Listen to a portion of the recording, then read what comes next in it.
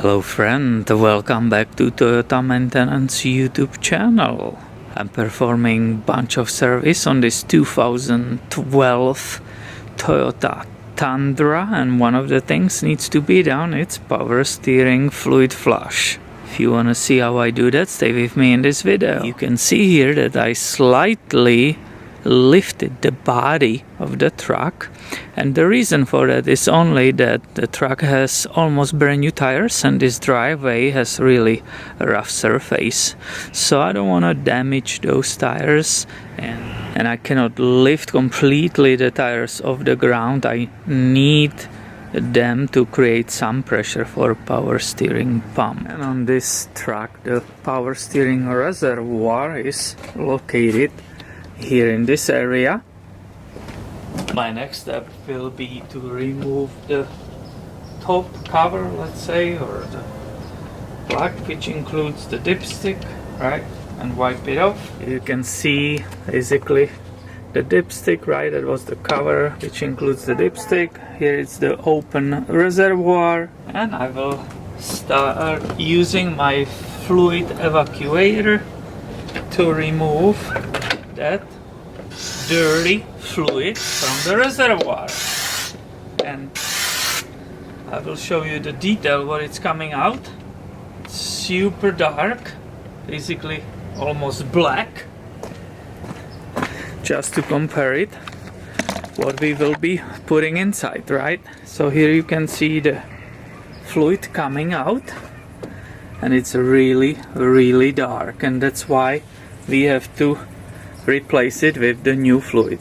Now I was able to completely drain this reservoir, so it's basically empty. It is perfect, and I will be putting the new fluid in the system. If you look in your owner's manual for this vehicle, you will find out that the Toyota says that this power steering system is using automatic transmission fluid Dexron 2 or 3, and that's what I will use in this case for this flush. So I brought my little funnel so I avoid the spills, and I will start filling this reservoir with the fluid until it will be almost full. After having it almost full, I will put the lid, the cover with the dipstick back, screw it on, and I'm going inside of the vehicle. And I will start up the vehicle,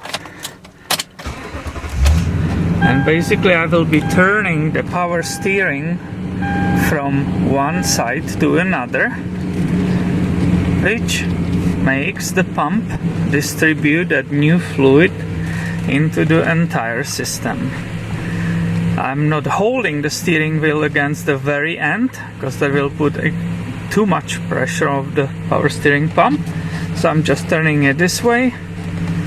Obviously the wheels, right, and the tires are turning, and that's why I lifted slightly the pressure of the tires, because I didn't want to damage them. They are almost brand new.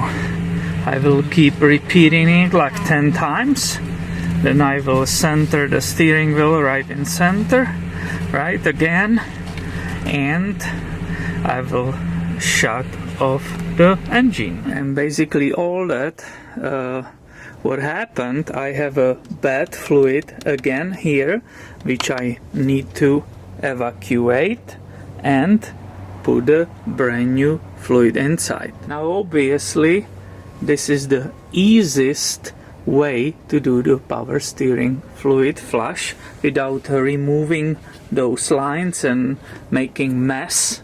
It's not the most efficient because I will waste more fluid, but once again, this is the easiest one, and I believe everybody is able to perform this by their own. And that's one of the main reasons why I'm showing you this method and not the other ones. So I will continue, right? I will start repeating those steps and getting all that fluid out, and I will keep doing it until I have a clean, beautifully clean fluid in that entire system.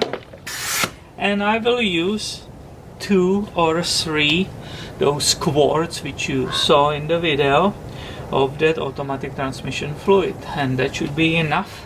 When I will use the last one and do the last fill, the fluid in the entire system should be perfectly clean, and I will be done with this power steering fluid flush. Now I went through the 5 cycles. This is what I collected, and I would love to show you what a big difference is happening here. I will be doing the last evacuation, so I put this back, and let me show you just the difference even on the dipstick. It's absolutely unbelievable. Look how red the color is. It's a nice and clean color in comparison with the beginning when it was dark brown. And you remember how dark brown it was when I was doing the first evacuation. So now look how the color of the fluid which I'm getting out the last time, how it changed. It is basically bright red as it's supposed to be when it's brand new. And that's, my friends, despite the fact this is very easy procedure and I didn't use any cleaners between, and I'm not disconnecting the lines, and I'm wasting a little bit of the fluid. Despite all of it, I now know that when I will pour the last time that brand new automatic transmission fluid, that the system has a fresh fluid inside, and I don't need to worry about the power steering pump anymore. Now, how much fluid I will be putting in this power steering reservoir? Well, it has 2 different levels. If you look right here, there is a minimum and maximum line for when the fluid is cold.